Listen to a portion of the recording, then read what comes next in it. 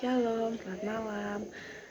Saya Amanda Mesaya Tungga. Dalam video kali ini, saya akan membahas mengenai beberapa hal mengenai komunikasi dan manajemen.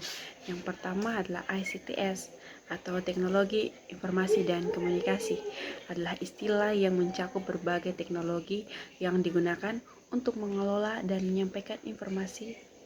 Dalam konteks kini, ICTS mengacu pada kombinasi antara teknologi informasi dan teknologi komunikasi yang berfungsi untuk memproses, menyimpan, dan mentransfer data.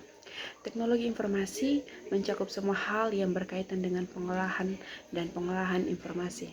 Sedangkan teknologi komunikasi berfokus pada alat dan metode yang digunakan untuk mentransfer data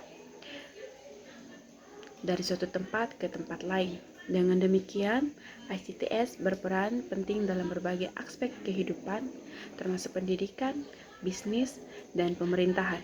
Karena itu, mampu untuk meningkatkan efisiensi dan efektivitas dalam pengelolaan informasi. Penerapan ICTS dalam pendidikan misalnya memungkinkan pengajaran yang lebih interaktif dan akses yang lebih luas terhadap sumber belajar. Hal ini juga mendukung untuk pengembangan keterampilan digital di kalangan mahasiswa dan guru yang sangat penting di era digital. Secara keseluruhan, ICTS tidak hanya berfungsi sebagai alat bantu, tetapi juga sebagai infrastruktur yang mendukung berbagai kegiatan manusia dalam kehidupan sehari-hari. Kemudian yang kedua adalah apa itu data dan informasi dengan menjelaskan kaitannya dalam hubungan dengan dunia komunikasi. Namun sebelum itu saya akan menjelaskan apa itu data dan apa itu informasi. Yang pertama, data. Data adalah fakta mentah atau angka yang belum diproses. Contohnya termasuk angka penjualan, suhu, atau hasil survei. Data biasanya bersifat objektif dan tidak memiliki makna sampai diproses atau dianalisis. Kemudian yang kedua adalah informasi. Informasi adalah data yang telah diproses, dianalisis, dan disajikan dalam konteks yang memberikan makna, misalnya laporan penjualan yang menunjukkan tren penjualan dari waktu ke waktu adalah informasi yang berasal dari data penjualan. Kemudian pentingnya data dan informasi dalam dunia komunikasi. Yang pertama, pengambilan keputusan. Data dan informasi yang tepat membantu individu dan organisasi membuat keputusan yang lebih baik dan lebih terinformasi. Kemudian yang kedua adalah efisiensi komunikasi. Informasi yang jelas dan terstruktur memfasilitasi komunikasi yang efektif antara individu, tim, dan organisasi. Kemudian yang ketiga adalah analisis dan evaluasi. Dengan informasi yang akurat, kita dapat menganalisis situasi, mengevaluasi kinerja, dan merancang strategi masa depan. Kemudian yang keempat, inovasi dan pengembangan. Data yang terkumpul dapat digunakan untuk mengidentifikasi peluang baru, mengembangkan produk baru, atau meningkatkan layanan yang ada. Kemudian yang terakhir adalah pemberdayaan.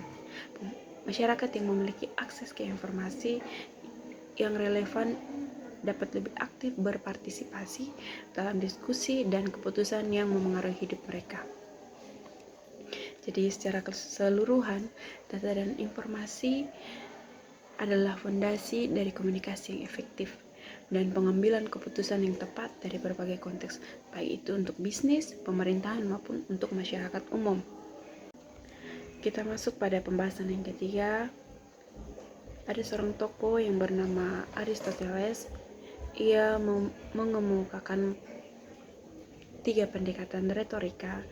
Yang pertama, ethos, pathos, dan logos, yang sangat penting dalam komunikasi persuasif. Yang pertama, ethos.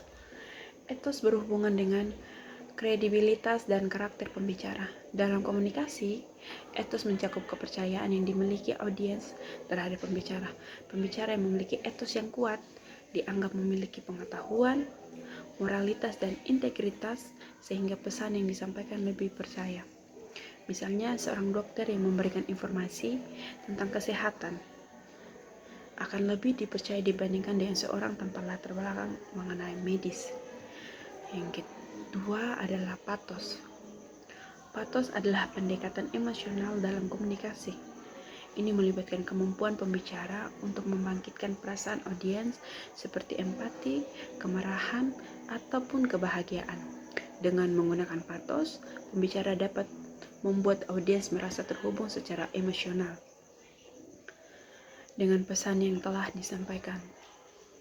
Contohnya seperti dalam iklan amal, gambar dan cerita yang menyentuh hati dapat mendorong orang untuk berdonasi. Kemudian yang ketiga adalah logos. Logos berfokus pada logika dan alasan yang argumen. Ini melibatkan penggunaan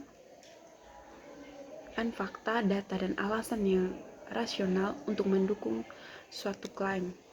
Dalam komunikasi, logos memberikan bukti yang mendukung argumen sehingga audiens dapat memahami dan menerima informasi dengan akal sehat. Misalnya, seorang pembicara yang menyajikan statistik dan penelitian yang mendukung pendapatnya dapat meyakinkan audiens melalui pendekatan ini. Dari ketiga paparan di atas, kaitannya dengan dunia komunikasi adalah ketiga pendekatan ini sering digunakan secara bersamaan untuk meningkatkan efektivitas komunikasi. Kombinasi etos, patos, dan logos dapat menciptakan pesan yang lebih kuat dan persuasif.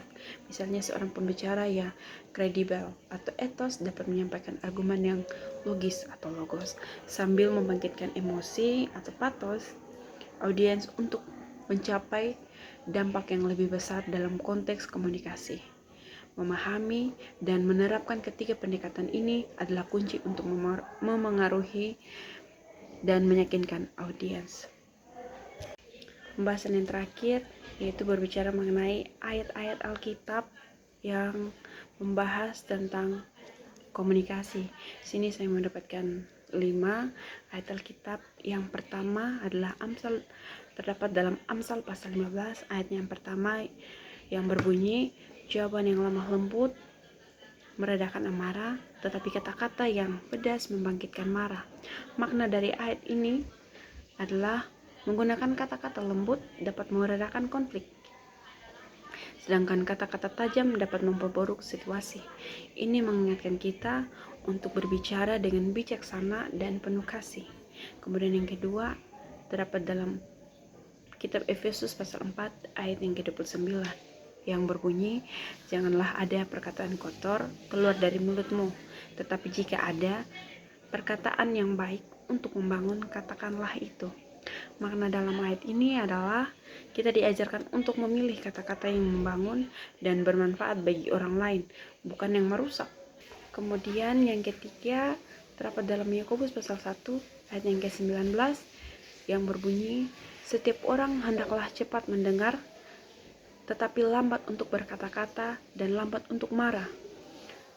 Makna dari ayat ini adalah pentingnya mendengarkan sebelum berbicara dan mengontrol emosi kita agar komunikasi lebih efektif dan harmonis.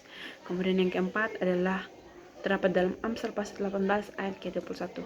Kematian dan kehidupan dikuasai oleh lidah. Siapa yang menyukainya akan memakan buahnya. Makna dari ayat ini adalah kata-kata memiliki kekuatan besar. Mereka bisa membangun dan menghancurkan. Jadi kita harus berhati-hati dalam memilih kata-kata kita. Kemudian yang terakhir terdapat dalam Kolose pasal 4 ayat yang ke-6. Hendaklah perkataanmu selalu penuh kasih, jangan hambar, dan jangan lupa untuk menambahkan garam, supaya kamu tahu bagaimana kamu harus menjawab setiap orang.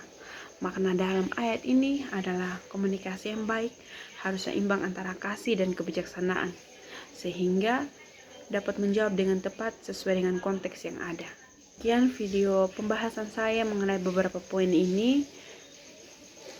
Mohon maaf jika ada kesalahan dalam perkataan. Sekian dan terima kasih. Shalom.